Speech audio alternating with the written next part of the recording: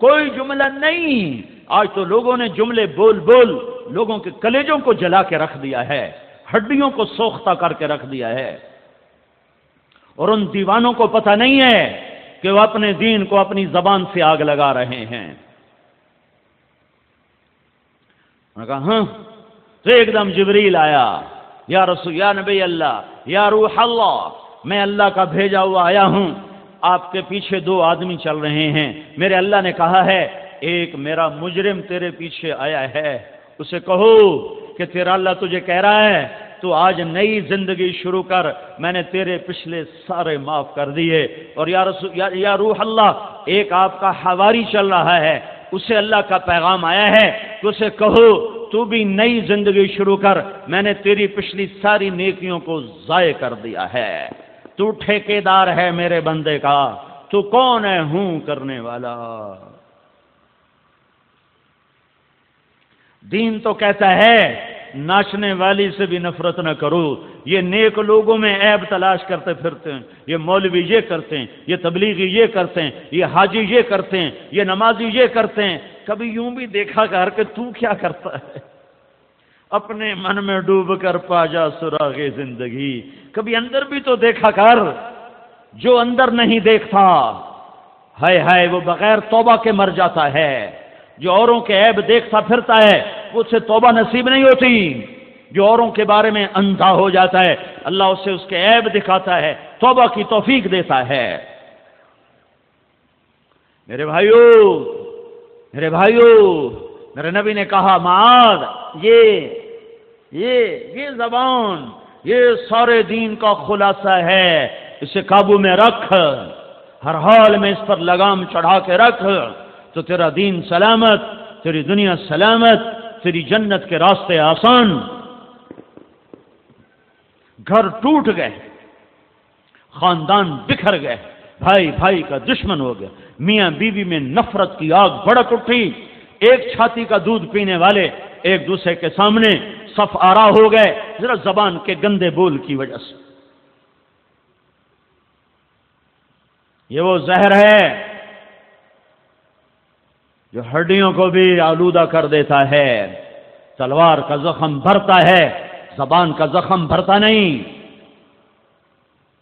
اخلاق مٹ چکے ہیں، یہ پیغام دینا ہے امت کو کہ نبوت والے اخلاق اپناؤ، نبوت والے اخلاق اپناؤ، نبوت والی درگزر سیکھو، غیبت سے زبان بند کر لو، چغلی شکایت سے زبان بند کر لو۔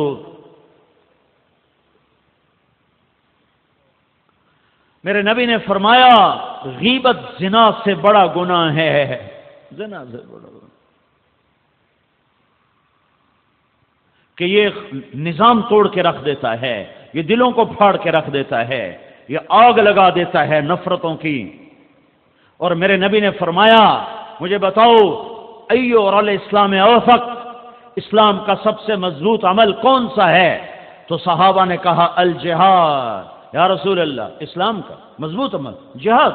کہا نہیں، وحسن وما هو به، ہاں جہاد اچھی شے ہے پر سب سے مضبوط نہ، کہا یا الصلاۃ، یا رسول اللہ نماز، کہا وحسنۃ وما هي بها، نماز بھی بڑی اچھی چیز ہے، وہ نہیں جو میں کہہ رہا ہوں۔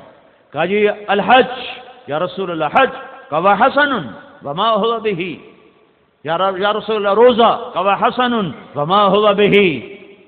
یہ سارے بڑے عمدہ اعمال ہیں اور سب سے مضبوط، سب سے اونچا نہیں ہے۔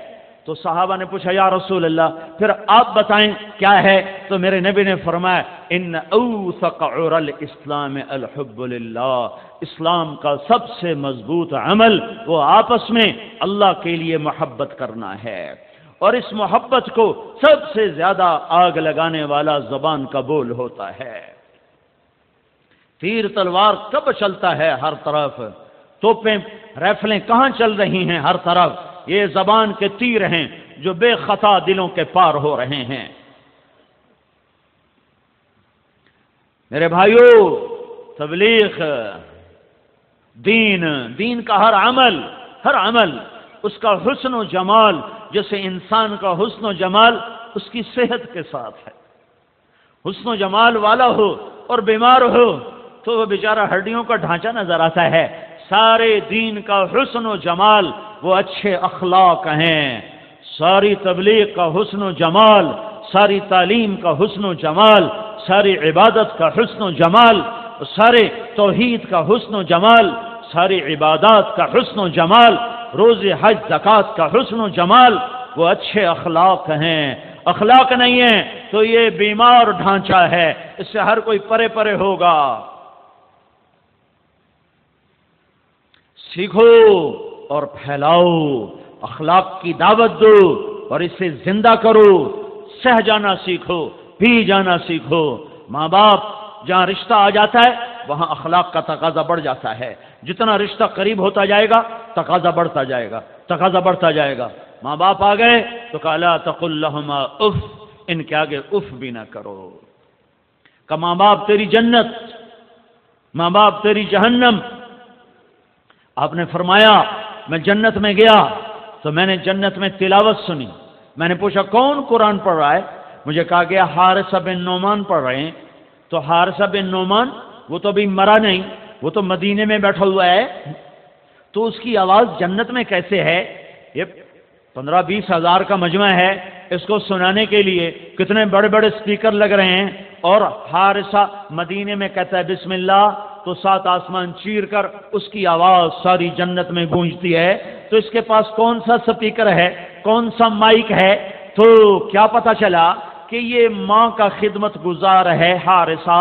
اللہ کو وہ خدمت ایسی پسند آئی ہے کہ جب قرآن پڑھتا ہے تو اللہ ساری جنت کو سناتا ہے. یہ ماں کے کیسے خدمت گزار تھے؟ ماں کے لیے آٹا گوندتے، بیوی سے نہیں گندواتے. سالن بناتے، بیوی سے نہیں بنواتے. روٹی خود پکاتے، بیوی سے نہ پکواتے. پھر ماں کے سامنے بیٹھ کر نوالے بنا بنا کے کھلاتے. پھر تیل بھی لگاتے، پھر کنگھی بھی کرتے، پھر جوئیں بھی نکالتے، پھر کپڑے بھی دھوتے.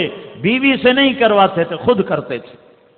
کتنے لوگ ہیں جنہوں نے ماں باپ کے چکر میں بیویوں پہ ظلم و ستم کے انتہا کرتے، جو کہ آج کا ماں باپ بھی نہیں جانتا کہ شریعت کی حد کیا ہے اور میری بہو پر میرا کتنا حق ہے، میری بہو پر میرا کتنا حق ہے. وہ حق کیسے جتلاتے ہیں جیسے بہو نوکرانی ہے اور یہ مالکن ہے، اور آگے بیٹا بدھو ہے، اسے شریعت کا پتہ نہیں ہے کہ ماں کی حد کہاں ختم ہوتی ہے اور کہاں شروع ہوتی ہے، باپ کی حد، بہنوں کی حد، بیوی کی کیا حدود ہیں. حدود کے نہ جاننے کی وجہ سے بے شمار لوگ ہیں جو بیویوں کو ظلم کی انتہا پر پہنچا دیتے ہیں ماں باپ کے چکر میں. کچھ ایسے ہیں جو بیویوں کے عشق میں ماں باپ کو ذلیل و خوار کر دیتے ہیں. کچھ ایسے ہیں اپنی ہی بد مزاجی کی وجہ سے اپنی بیویوں کو تباہ و برباد کر کے رکھ دیتے ہیں. اپنے مزاج کے غلام ہیں، نہ برداشت ہے، نہ تحمل ہے، نہ درگزر ہے. ذرا سی بات اوپر نیچے ہو گئی اس کے ماں باپ کو گالی دینا یہ مردانگی سمجھا جاتا ہے. بیوی کے ماں باپ کو رسوا کرنا یہ عزت سمجھا جاتا ہے. کیا ظلم و ستم کی اندھیر نگری ہے، تاریک رات ہے. میں حکمرانوں کا گلہ کیا کروں، یہاں تو بچہ ظالم ہے. میں حکمرانوں کی بددیانتی کا رونا کیا روں، ہمارا تو کلرک بھی بددیانت ہے، ہمارا ریڑھی والا بددیانت ہے.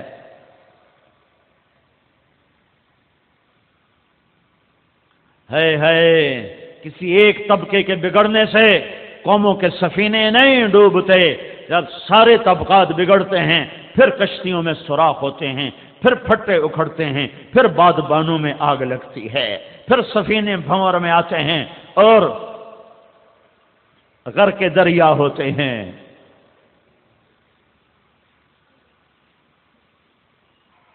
میرے نبی نے فرمایا بہترین مسلمان وہ ہے جو بیوی سے اچھا سلوک کرتا ہے.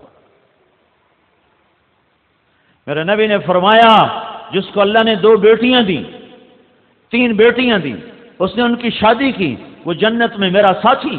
ایک صحابی نے کہا یا رسول اللہ 3 نہ ہوں 2 ہوں تو پھر؟ کہ جس نے 2 کو رخصت کیا وہ جنت میں میرا ساتھی.